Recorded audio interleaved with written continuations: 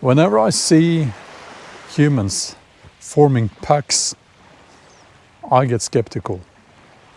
Whenever I see that in-group dynamic in full display, I get worried. And lately, I have been seeing it a lot. I'll give you a few examples. America first. Yeah. It's all about strengthening that in-group dynamic, right? It's us versus them. The Norwegian celebration of our football team in the World Championships, you know, the row, in-group dynamic. Just a few words about that. When the Norwegian team was beaten and they got back home to Norway,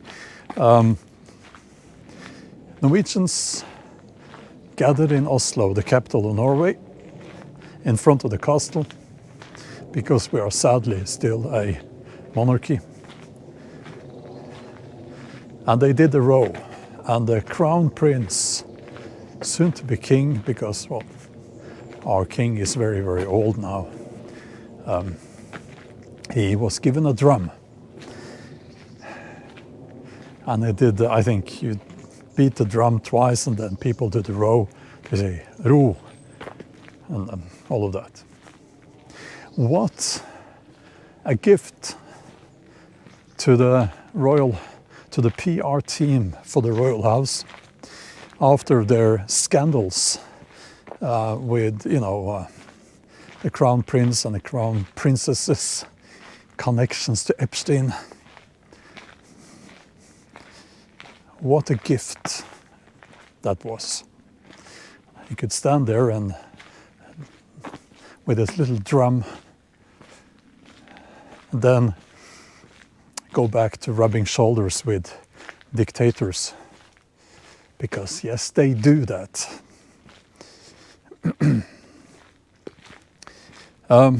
Any religion, any political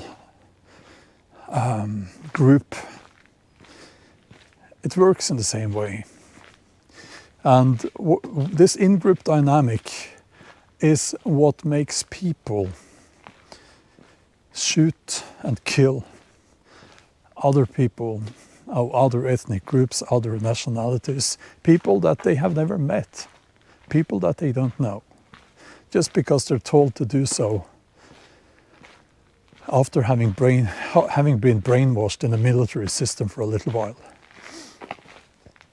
This in-group dynamic is also what makes people band together and string up, you know, anyone who deviates from the norm by their neck, hanging them, right? Lynching them, like homosexuals, people of a different ethnic group, different religion, what have you.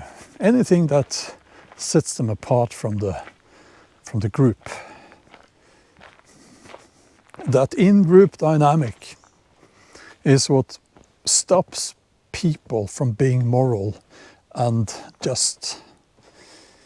And I have said before, and I will say again, that when the state becomes more important than than individual rights, we have a problem.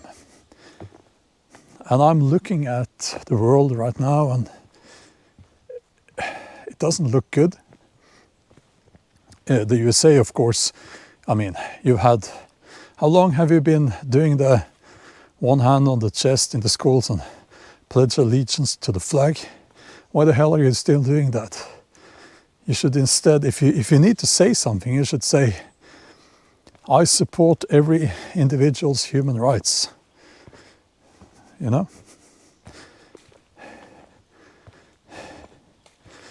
Listen, I'm not a nationalist. I'm not proud to be Norwegian. I was born here. Nothing to be proud about. I didn't do anything to achieve that. I'm proud to be Norse because of my cultural heritage and so on. But yeah, you could say I didn't do anything to be born as a Norse person either. So proud is maybe not the right word. I'm fascinated by my culture. And when I say I'm not a nationalist, does it mean that I think we should have open borders? No. No, because I want to protect the human rights of the people who are here. Do I think that we should help people who are in need? Yes, I think so. But we can't, I won't get too far into this, but we can't put people at risk by bringing in people who will do horrible things to them, right? You know what I'm talking about. Women need to be able to walk and feel safe. Walk around and feel safe, you know, and all of that.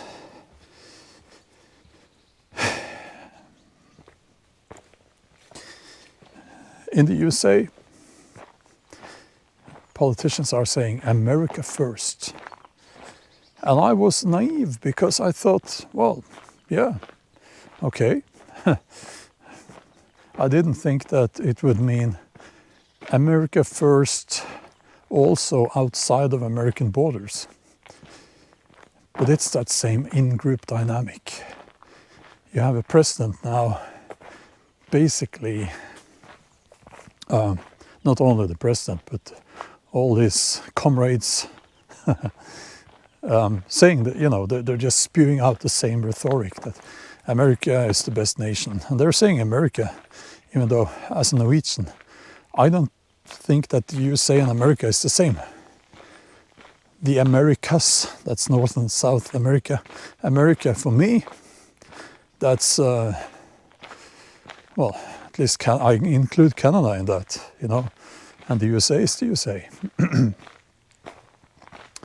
But, you know, this started a long time ago, and I know how it works on YouTube with people's attention span and all of that, so I quickly want to say that for me, I think it was the COVID era. COVID made me realize fully how damaging that in-group dynamic can be. Because I'm not vaccinated, I looked at the science, I looked at the facts, and it was a very easy decision for me. You know, no, I'm not getting that vaccine. Well, it's not a vaccine, it's gene therapy, and I wouldn't even say therapy, it's gene manipulation, right? And I didn't get that. And I was open about that decision here on YouTube, which almost got me banned from YouTube, even though I never said, you should do this and that. I just said, this is what I have done, or rather not done. And that in-group dynamic was brutal. And it was turned against me, of course, and other unvaccinated people. I was told, I don't think I can say this now, by my Norwegian publisher that since you've been vocal about this, I wasn't vocal about it really, but anyway, you know, since I was not vaccinated, and that was a known fact, the Norwegian press will ignore you. Why would they ignore me? Why wouldn't they criticize me instead? You know, I guess maybe it was difficult to argue against me, but I also got, of course, as everyone who was not vaccinated, threats. Oh, you should be paying a fine, extra taxes. You shouldn't be allowed to go to the stores and buy groceries. You should be put in prison. And I even got threats of execution, like you should all be shot. And never forget that. Please never forget that. I've had people telling me that there were no consequences for the unvaccinated during COVID. Oh yes, we faced and are still facing the consequences. But it's that same in-group dynamic, because once people had gotten that shot in the arm, that jab in the arm, they felt superior to you. And they felt like they were heroes. And by the way, if you chose to get that COVID jab, I'm not criticizing you. I'm just saying that there was an in-group dynamic there, fueled by fear, fueled by propaganda. And Norway was not nearly as bad as other countries like the USA, the UK. The UK was very bad, you know.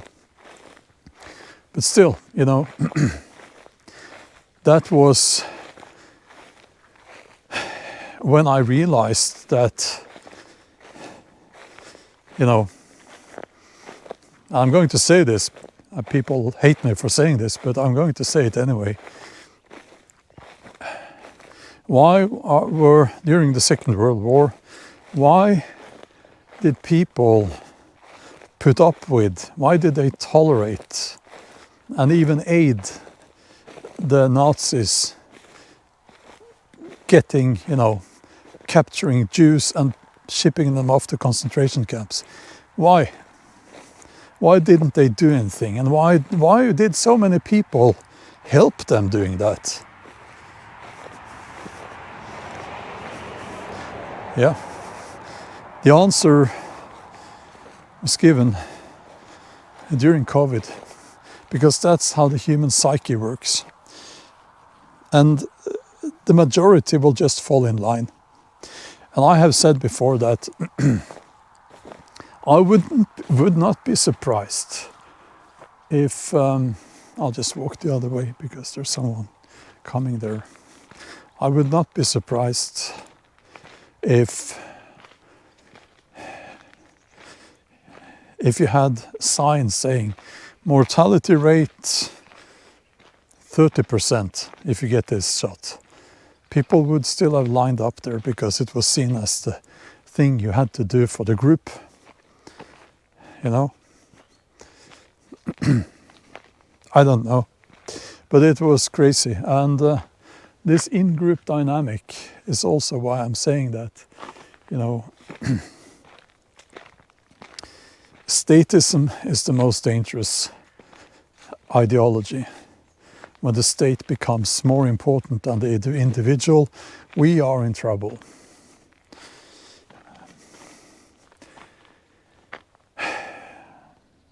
Yeah, that's all I wanted to say. People usually disagree a lot when I say this, but that's how it goes. Okay, bye-bye.